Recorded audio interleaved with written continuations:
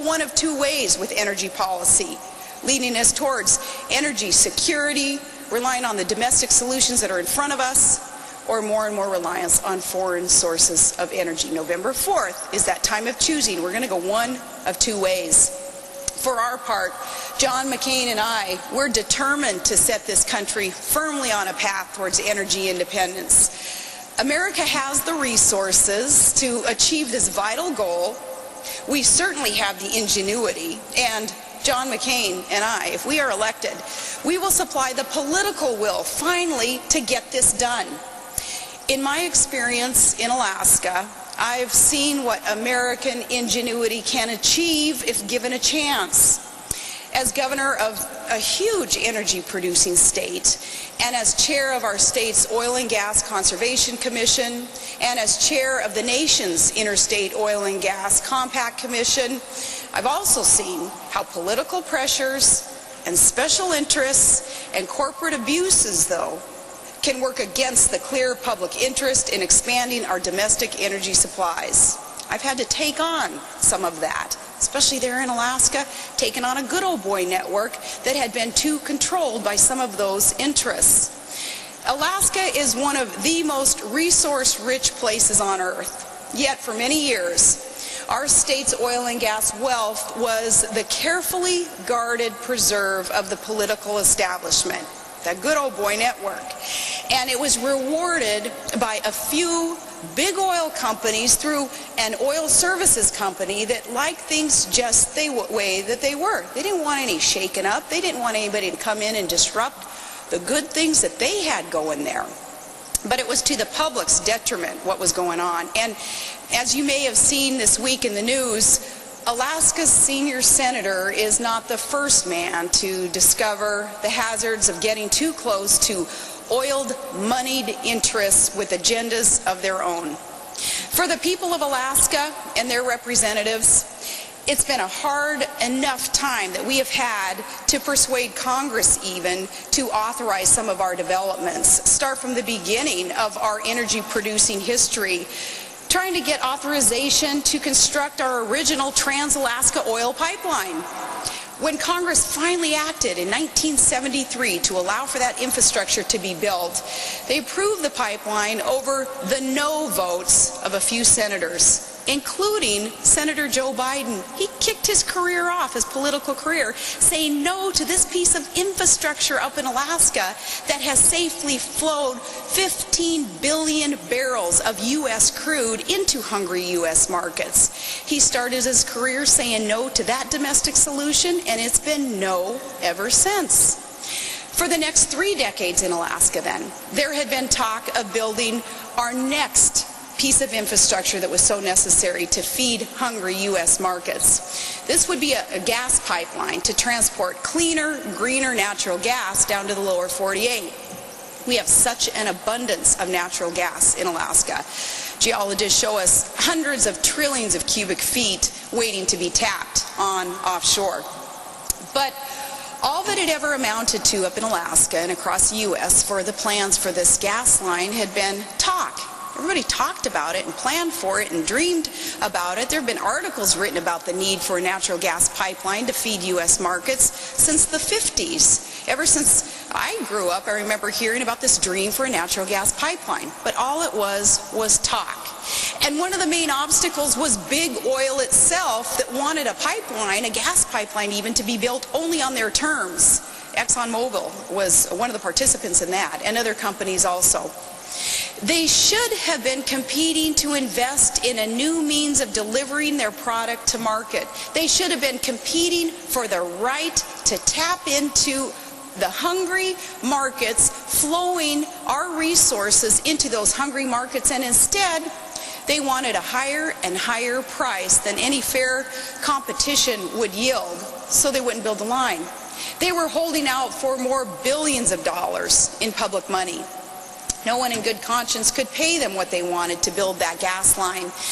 And that's how things were left. That's how we found them when I decided to run for governor.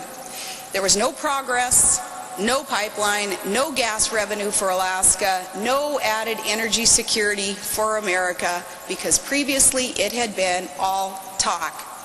So we introduced, when I got elected, we introduced the big oil companies and their lobbyists to a concept of something that evidently they had forgotten, and that's free market competition. They had a monopoly previously on power and on resources, and we broke it.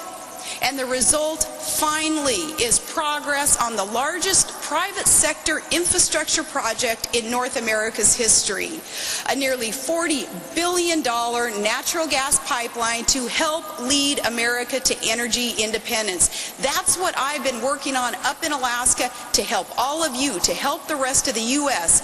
Energy supplies safely, ethically being tapped into, flowing through infrastructure to feed our hungry markets. So with this gas line, when the last section of pipe is laid and its valves are open, that gas line will lead America one step farther away from reliance on foreign energy. And that pipeline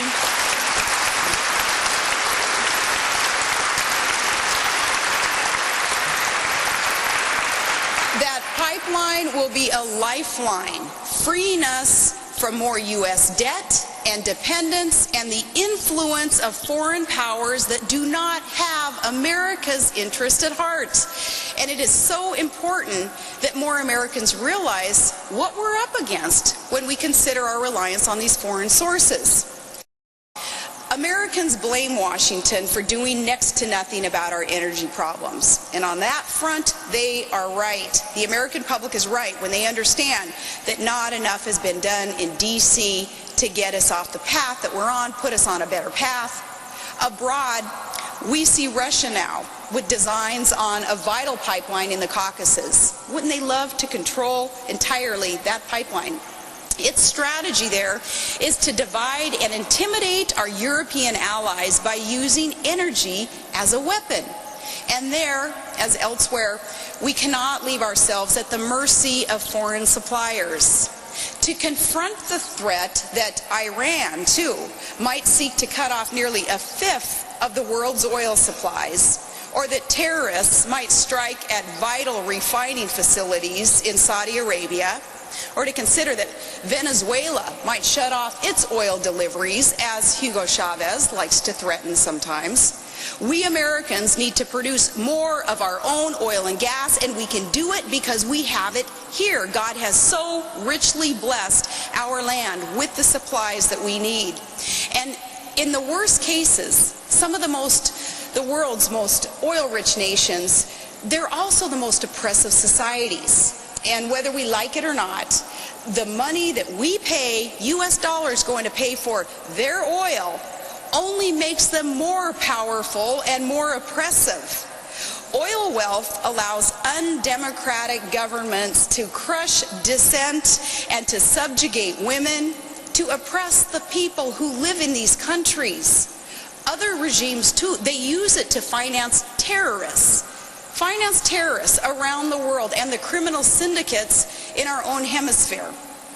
By relying upon oil from the Middle East, we not only provide wealth to the sponsors of terror, but we provide high-value targets to the terrorists themselves across the world. These pipelines, refineries, transit routes, and terminals for the oil that we rely on. And Al-Qaeda terrorists, they know where those are. And if all of that wasn't bad enough, there's also, of course, the damage that our dependence on foreign oil inflicts on our economy. Over the years, trillions of U.S. dollars have flowed out of our country, often to nations or regimes hostile to our country. Through this massive transfer of wealth, we lose hundreds of billions of dollars a year that would be much better invested here in American enterprises to create American jobs. And all of this explains why, as Senator McCain has said, energy security is not just one more issue on the candidate questionnaire. It's much more important than that. Energy security is the sum total of so many problems that confront our nation.